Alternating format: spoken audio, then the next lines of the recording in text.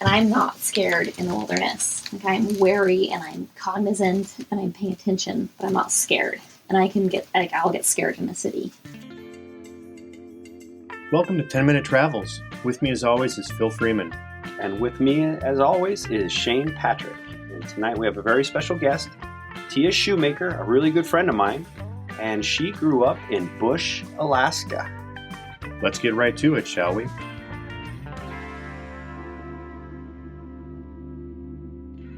So you talked about black bears in camp every night. Alaska has some other big critters. Have you had many unpleasant encounters with them? Mm-hmm. Is there one or two that had something that you'll never forget and you learned from? Yep. I'm guessing this is a leading question where you want me to talk about bear encounter. But yeah, I mean, every single... Humans are more dangerous. Let's give it that. Well, exactly. And I'm not scared in the wilderness. Like, I'm wary and I'm cognizant and I'm paying attention, but I'm not scared. And I'll get scared in the city. Just like, crap. That's another jungle. Yeah, exactly. The unknown in particular. But yeah, absolutely. Like, and I would say the elements are probably much more terrifying than any animal in the wilderness. And there's been plenty of those. But of course, you have bear encounters that shake your world a little bit. If you got shot into space and you had to talk to another human before you passed on to the other side, it's just hard because there are a couple. There are like they don't three. have to be scary because everyone has a favorite. So I left it at favorite. Well, so there's three that stick in my mind. I'll make them brief. I'll tell you all three all quick. I'm boring you? You're not. You just got questioned. My first most memorable one was walking out. We had some older guides in camp that really like to have coffee in their hut, and I was like 10. And so I had these coffee cups full, and I was going out there to take them coffee. And I was also barefoot, and it was the first frost of the season. And so I was paying attention to my feet and like how cold it was and how sharp the rocks felt. And I happened to look up because I heard some noise, and I was standing about 10 feet from a bear that was just coming out of the meat shed. It was staring at me. Right, where you put the seasonal help. No, just the moose quarters.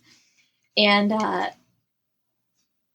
just saw it, and of course my go-to was my dad, there's a bear out here voice, which is just a simple wobbled dad. And he knows that was my bear voice, and he could hear it from his bedroom. So he came running out, and at the same time he opened the door, like the bear took off. But it was intense because I only had 2 cups of coffee for protection, and there was a bear right there, and I wasn't expecting it. Well, right there, you're speaking from here to that wall over there? It was like 10 feet away. It was very, very close, much closer than comfort. 10 is like that, isn't it? Is that 10? A little more, but 10 is close. 10 is plenty close. You can see the color in their eyes.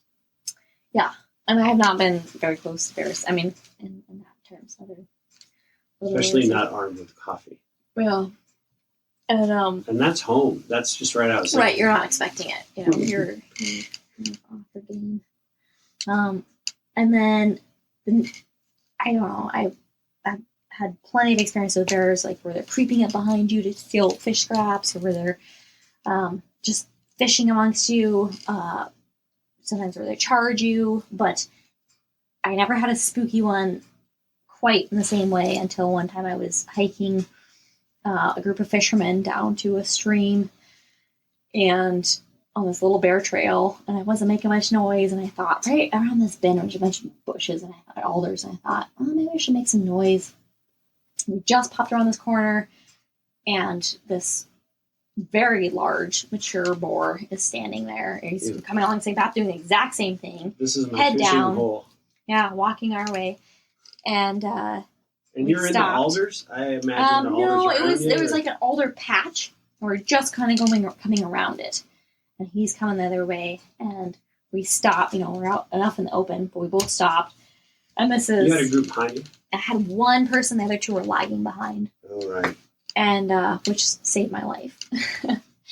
And I get up, we both stop, and we see each other, and we kind of, oh shit reaction, like, I'm not going to run. Oh, hey. Like, I don't know how that happened. You're in my fishing territory. And so, at the time, because it was such incredibly close proximity, I thought, I'm not going to have time to pull my pistol and shoot the bear before he's on me. But I'm still going for my pistol at the same time of thinking this. And it was so close that you could tell, you could see everything in his eyes and his face, every sort of You guys emotion made that kind of friends right crossed. away? No. You didn't? And so I get my pistol, I just am pulling it out, and at the same time, like, he's seizing up the situation and going, oh, I don't know. I think I can take you. Yeah, basically, like, I'm trying to decide if I can take you or not. And I pull my pistol out, and Did I he shoot. see the second person? He's seeing the second person, yeah. Oh, right. Probably. I That's don't a know. factor. I'm assuming he saw the second They person. know I we're don't know. trouble. And so at one point, when I'm pulling my pistol out, he kind of starts to do the shuffle, which is when like they see a smaller bear, and they kind of do this like little shuffle thing with their paws. They put their head down and their ears back, and they kind of like, it's an intimidation They pop thing. back and forth. Right? No, it's just with their It's front. before it's the just, jaw popping or after? none of them are the same. Like, they're all individual. So, but it's just like with the front feet. A lot of times you'll see them with a smaller bear. They'll just kind of like shuffle towards you, just like a quick movement of the Is it feet. playful? Is it lethal? No, it's a like, don't fuck with me sort of thing. Yeah. And I got my pistol out by then, and I shot it over his head, because at one point I thought, I'm gonna have to kill this bear, and then the next second I'm thinking, no, based on his reaction, I can actually shoot over his head, and it's gonna spook him, because he's just enough spooked by the fact that we've just thrown him off. I shoot over his head, and part of being a fishing guide is you're wearing your pistol in the water all the time, because sometimes you're going in to get people's flies off of a branch, or you're wading a creek or whatever, and the shot went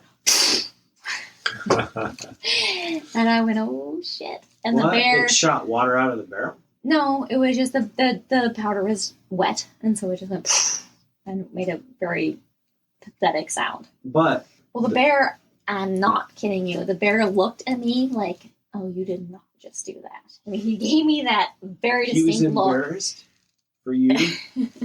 No. Or she? No, it was a big male. And anyway, he kind of changed. Everything changed right then, and I was like, "Oh, it's over," because he just starting to come, and there wasn't much distance to come at me.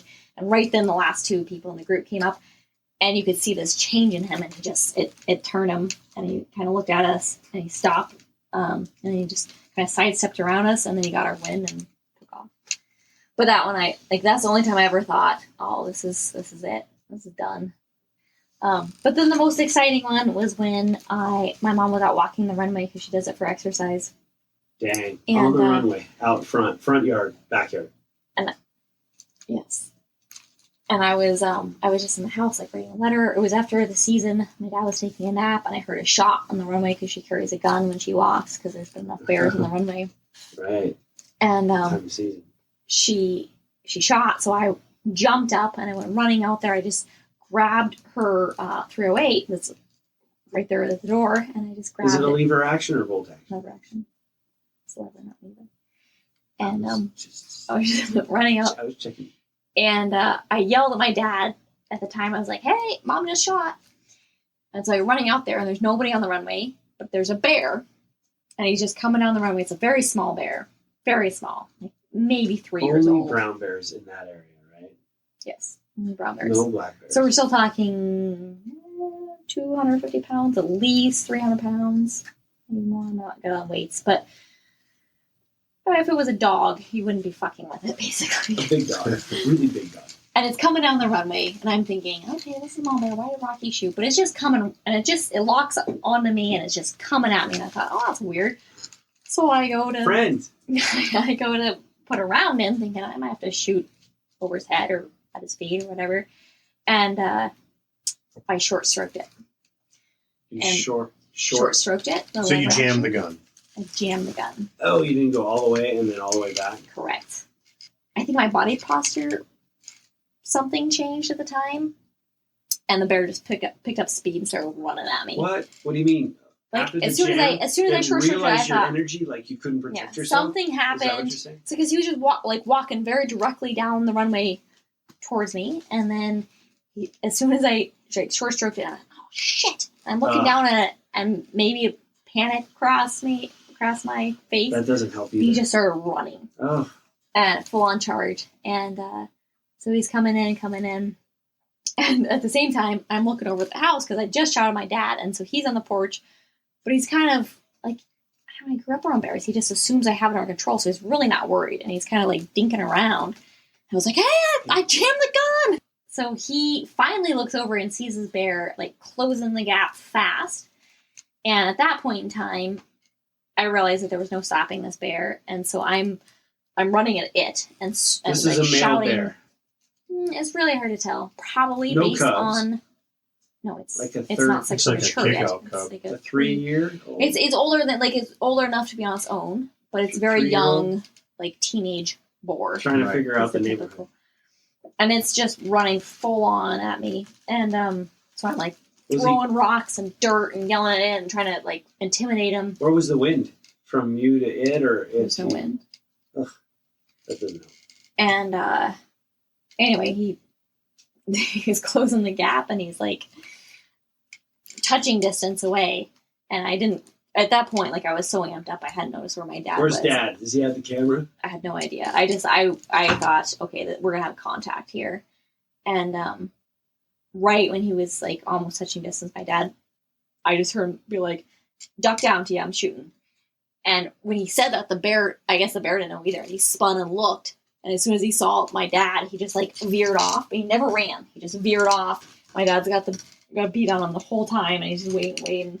And I don't know why he honestly didn't shoot, because that Did bear. you want to make friends, or We don't really want to was shoot it bears, more- but that bear needed it. But he walked around us and then just kind of continued on his way. But that one, like, I honestly could have, had I reached out, I thought, I figured by the time he actually swiped, it was over. But opportunistic predation? Maybe. I don't know. Some young bears, like, they just want to test themselves. Some of them, I don't know. Some of them are ornery. I've had a number of small ones that get really ornery, and they just want to charge you. And The round that went poof, was that a hand load? yeah, they're almost all. But it had been wet. Yeah, sure. Yeah. There's that whole thing, keep your powder dry. Mm-hmm. With factory loads, that doesn't happen as often. As often, yeah, that's true. That was Tia Shoemaker. If you want to learn more about Tia or listen to more 10-minute travels, please check us out at 10minutretravels.com. And we want to remind you to make sure that your sense of humor matches your sense of adventure. And please like, subscribe, and share this podcast on all the platforms.